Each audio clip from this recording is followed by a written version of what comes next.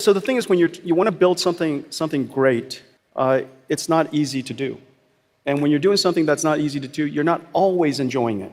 So I think that what people misunderstand is somehow the best jobs are the one that brings you happiness all the time. I don't think that that's right. You have to suffer, you have to struggle, you have to endeavor, you have to do those hard things and work through it in order to really appreciate what you've done. Everyone thinks NVIDIA won because AI exploded. Wrong.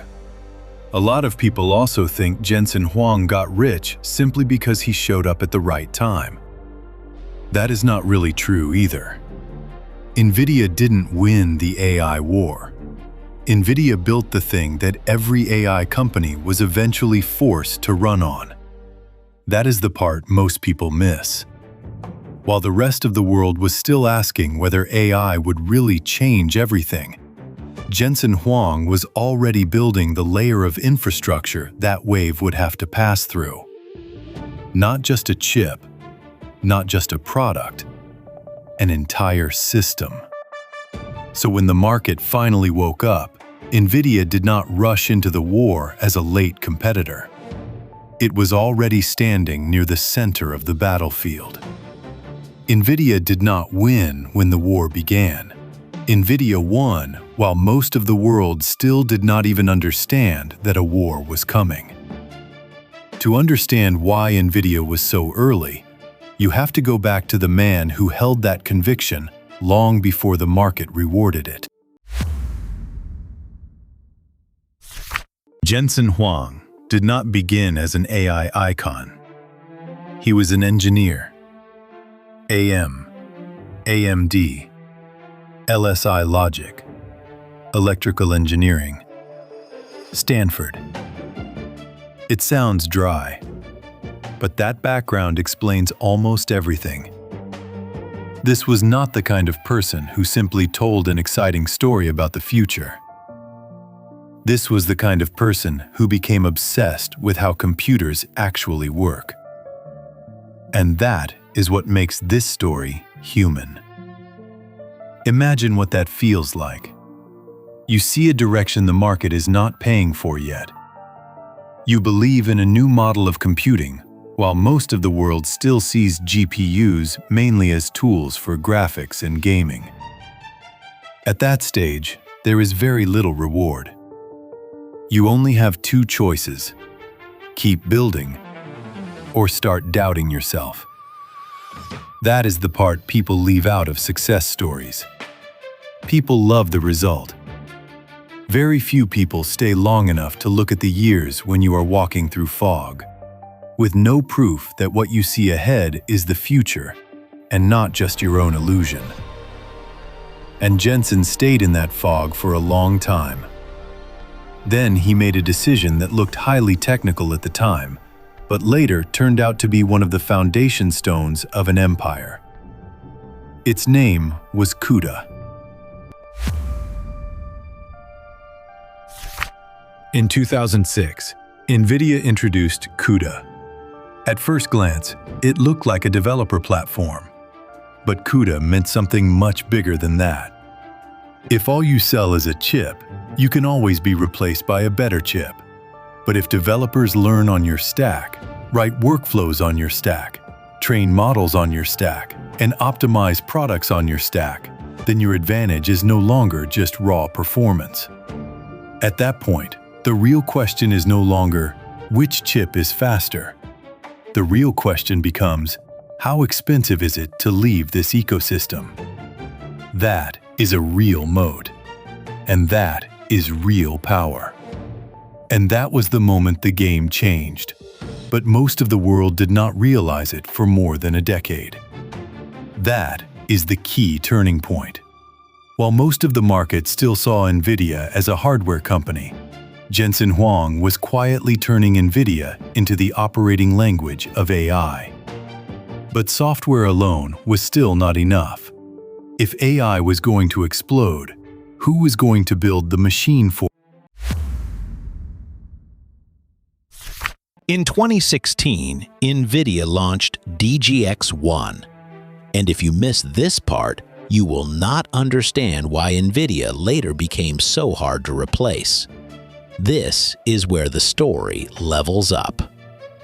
DGX-1 was no longer a component for someone else to assemble.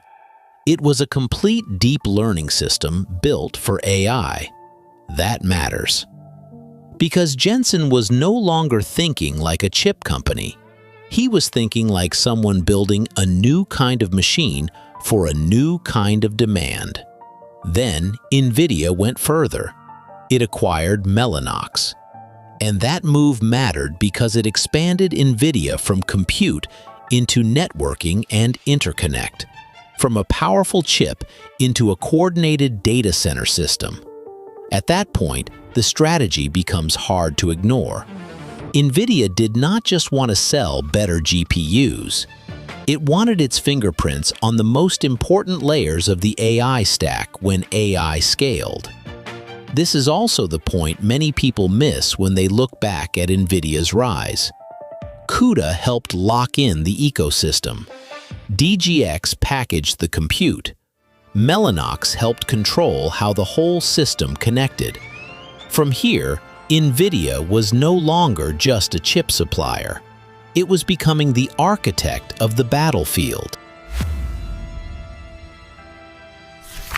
Then AI exploded. Big tech accelerated. Data centers accelerated. Demand for compute accelerated. And the whole world started asking one question: who is going to make the most money from AI? In reality, the answer usually does not go to whoever tells the best AI story. It goes to whoever already built the pipes. That is what makes this next part so important. NVIDIA was no longer just benefiting from AI. It was positioning itself as the operating layer of AI. The company described Blackwell as the engine behind AI factories and emphasized the massive scaling power of NVLink inside rack-scale systems. And this is the moment everything flips. Not NVIDIA catching up to AI, but AI running into NVIDIA. Put simply, they were not just selling tools for AI. They were selling the factory of AI. That is when you realize something bigger is happening. NVIDIA is not just participating in the AI war. It is trying to become the ground underneath it. But the more essential the infrastructure becomes, the more concrete the risks become too. This is the part people talk about less. The bigger NVIDIA becomes, the more sensitive it becomes to risk. When you are small, the fear is being ignored. When you are on top, every major shock hits you directly. And that is what dominance really changes. It does not remove pressure. It concentrates it. If one of NVIDIA's biggest customers cuts orders, or a new export restriction is imposed, this growth rate can slow within a matter of quarters. At that point, risk stops being abstract. It becomes operational pressure, market pressure, and the pressure to keep proving you were right. And that is what gives the Jensen Huang story more depth than a normal business case study. Because behind these numbers is one man who held on to the same conviction for decades. Not just through one quarter, not just through one cycle, but long enough for the world to eventually depend on something he started building when almost no one believed in it. And that brings us back to the biggest question of all. Why did NVIDIA win so early? Not because of luck. Not because of hype. Not because NVIDIA reacted faster once the market exploded. NVIDIA won because Jensen Huang understood something most people only understand too late. If you only build what the market already understands, then when the wave arrives, You are just another company chasing it. He built early. He built before the applause. He built before the mania. He built while demand was still vague. He built while most of the world did not yet feel enough pain to need what he was building. And when AI finally exploded, NVIDIA did not enter as a newcomer. It entered as the company that had already laid the foundation. That is the final payoff. And these are the 5 rules behind that victory. Build before demand. Being early looks like being wrong. Ecosystems beat products. Infrastructure captures the biggest value. Dominance creates pressure.